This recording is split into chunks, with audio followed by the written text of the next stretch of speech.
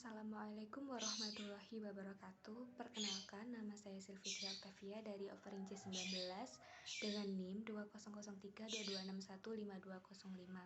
Bismillahirrahmanirrahim. Wassalatu wassalamu ala asrofil anbiya wal mursalin wa ala alihi waswahbihi ajma'in amma ba'du. Pada kesempatan kali ini saya akan membahas mengenai bahaya korupsi, baik dari penyebab internalnya dan penyebab eksternalnya.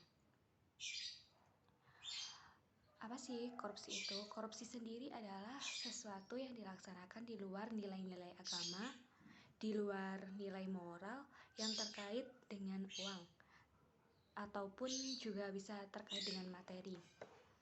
Korupsi adalah suatu perbuatan yang tercela menurut pandangan agama apapun ya.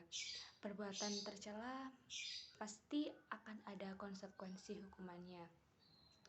Seperti pada zaman Nabi pun juga ada suatu cerita ataupun pandangan jika mencuri itu sudah mencapai 1 nisab, lalu yang dicuri atau pemilik harta itu merasa tidak rela, maka setelah melalui suatu proses persidangan dia harus dipotong tangannya. Namun jika yang dicuri hanya sedikit, itu hukumnya tidak apa-apa. Nah, apa sih 1 nisab itu? Berapa nilai dari 1 nisab sendiri? 1 nisab sendiri setara dengan 904 gram emas. Jadi, jika sudah mencuri sejumlah tersebut, maka akan mendapatkan hukuman potongan tangan. Dalam pelaksanaan hukuman sendiri, Nabi telah menyampaikan kepada para sahabatnya, yaitu seandainya anak saya yang mencuri, maka aku sendiri yang akan memotongnya. Apa arti dari itu? Nah, dalam masalah hukum itu tidak boleh tebang pilih dan memilih. Jadi, siapapun dia jika sudah mencuri sampai 1 nisab, konsekuensinya adalah hukuman potongan tangan. Tapi kebanyakan yang terjadi di negara di seluruh dunia ini, termasuk Indonesia, jika ada orang yang mencuri dan barang-barang yang dicuri tersebut adalah harta milik negara dalam jumlah yang sangat besar, maka apakah bisa diterapkan hukuman potongan tangan? Nah, tentu saja hal tersebut bisa. Tetapi banyak yang mengkehendaki adalah hukumannya bukan potongan tangan, namun yang dikehendaki adalah hukuman penjara ataupun tahanan atau bahkan hukuman mati. Mengapa? Karena hal ini merupakan kejahatan yang sangat besar. Sebenarnya konsekuensinya bukan hanya potong tangan jika menurut agama Islam, tetapi harus mendapatkan hukuman yang setimpal. Banyak orang yang mengusulkan hukumannya itu dengan hukuman mati dan hartanya itu diambil dengan harapan uang itu akan kembali kepada rakyat. Nah, pada video kali ini saya akan sedikit menyampaikan bahaya dari korupsi. Bahaya korupsi ini memiliki dampak yang sangat besar dan luas. Apa saja sih yang menjadi penyebab seseorang tersebut melakukan korupsi? Nah, ternyata penyebab seseorang melakukan tindak pidana korupsi itu ada 2 penyebabnya. Nah, itu ya penyebabnya yaitu penyebab internal dan penyebab eksternal. Mari kita bahas satu persatu ya. Penyebab internal sendiri memiliki makna penyebab yang berasal dari diri manusia itu sendiri. Kita dapat melihat sendiri perilaku orang zaman sekarang, yaitu banyak sekali yang konsumtif. Nah, konsumtif itu apa sih? Konsumtif sendiri adalah sesuatu untuk memenuhi kebutuhan hidup, seperti contohnya HP harus bagus, baju harus bagus, gaya hidupnya mewah atau hedonisme. Nah, apa sih hedonisme? Hedonisme sendiri adalah kesukaan seseorang terhadap barang-barang yang mewah. Nah, gaya hidup seperti inilah yang dapat menyebabkan orang itu melakukan perbuatan yang dilarang, seperti halnya korupsi atau membohongi. Membohongi di sini bisa dalam skala kecil ataupun besar.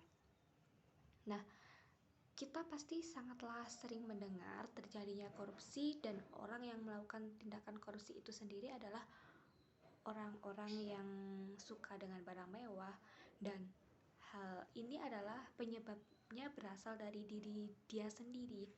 Nah, inilah yang disebut dengan penyebab internal dari melakukan tindakan korupsi, yaitu tindakan yang berasal dari dirinya sendiri.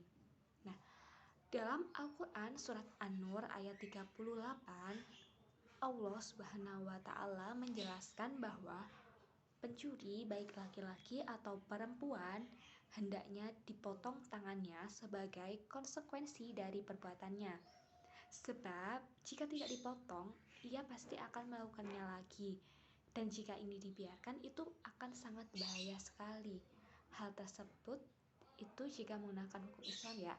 Namun, jika di Indonesia sudah ada hukuman tersendiri yang sudah dibuat oleh pihak hukum.